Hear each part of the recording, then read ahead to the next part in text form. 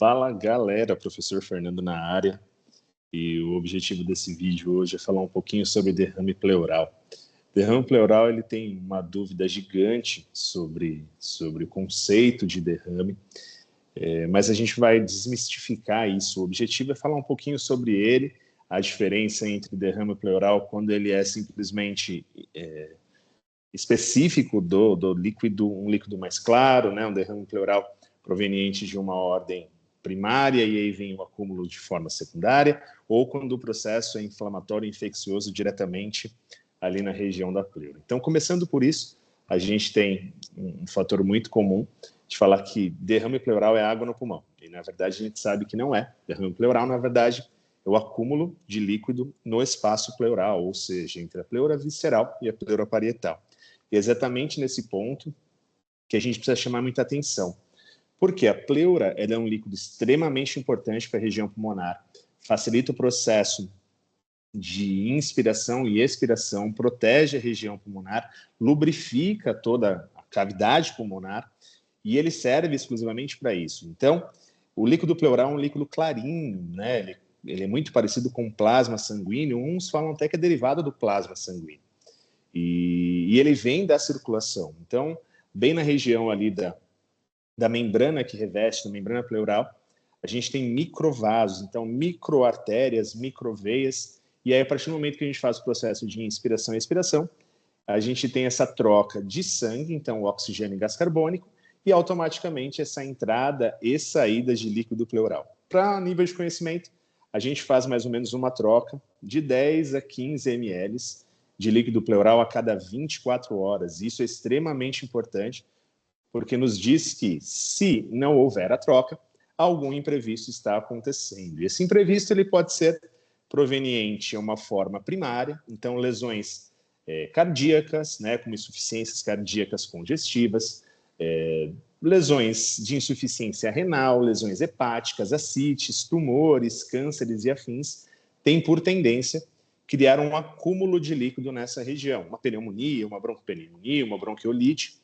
tem como tendência a criar um acúmulo, porque a gente vai ter um déficit de troca gasosa, consequentemente você vai ter um déficit de troca de líquido pleural, e aí por tendência ele se acumula, e essa consistência desse líquido é um líquido mais clarinho, mais branco, né, mais puxado para o mais claro, mais esbranquiçado. Quando a gente tem um segundo ponto do derrame pleural, e a gente tem que prestar bastante atenção nesse segundo ponto, é que esse derrame pleural ele pode ser proveniente a um processo inflamatório infeccioso na pleura, que a gente chama de empiema ou pleurite. Aí sim, como a gente sabe que esse líquido pleural ele vem da circulação, ele é rico em leucócitos, rico em monócitos, mastócitos e afins, também pode vir da circulação sanguínea, esses patógenos e criarem um processo inflamatório infeccioso dentro dessa pleura. E aí é um grande problema, porque a gente vai mudar a característica. Ele não vem de uma horda primária, né? Não vem de uma outra região, agora está exclusivamente vindo da pleura, vindo do sangue, vindo da pleura e criando um processo inflamatório. E aí muda a consistência desse líquido pleural. Esse líquido pleural que era clarinho, mais esbranquiçado, agora está voltando para um líquido mais duro, rígido, purulento, rico em proteína, com alterações nos níveis de DHL, e aí muda toda a característica. Isso é muito importante, porque na imagem radiológica, na imagem do raio-x ou na imagem da tomografia, a gente consegue observar essa diferenciação. Então, eu vou compartilhar rapidinho a minha tela, só para a gente entender essa diferença e sintetizar essa apresentação aqui do professor. Então, vamos colocar aí rapidinho para a gente entender. Estou compartilhando a minha tela. Então, eu vou colocar duas imagens radiográficas. Então, imagem de um raio-x. Vou colocar essa primeira imagem.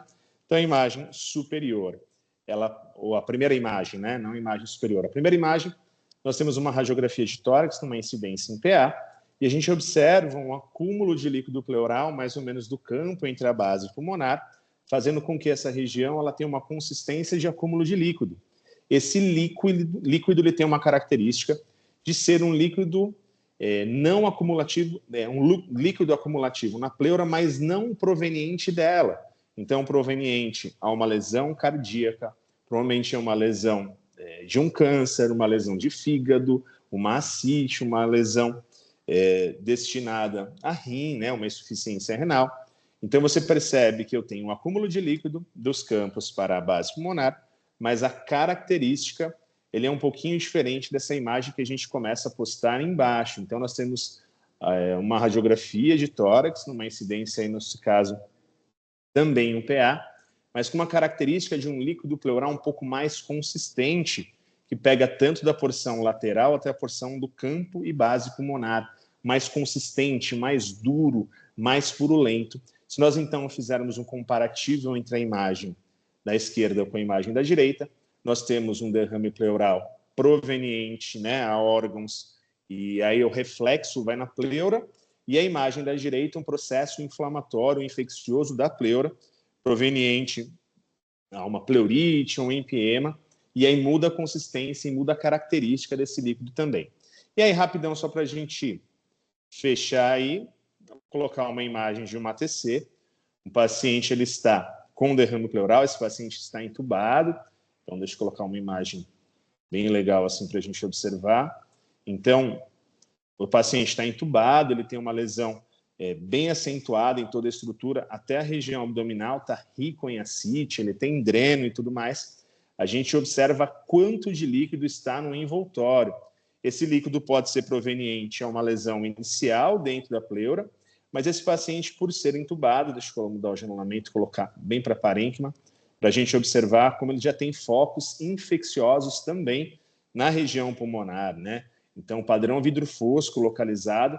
Então, por ser um paciente entubado, paciente internado, estado grave, eu posso ter tanto destinado essa lesão pleural no estágio inicial, né, proveniente de um empiema ou uma pleurite, ou o paciente por essa condição patológica um pouco mais acentuada, por estar entubado, por estar em estado grave, ele pode estar acumulando esse líquido nessa região. Vou parar de compartilhar a minha tela.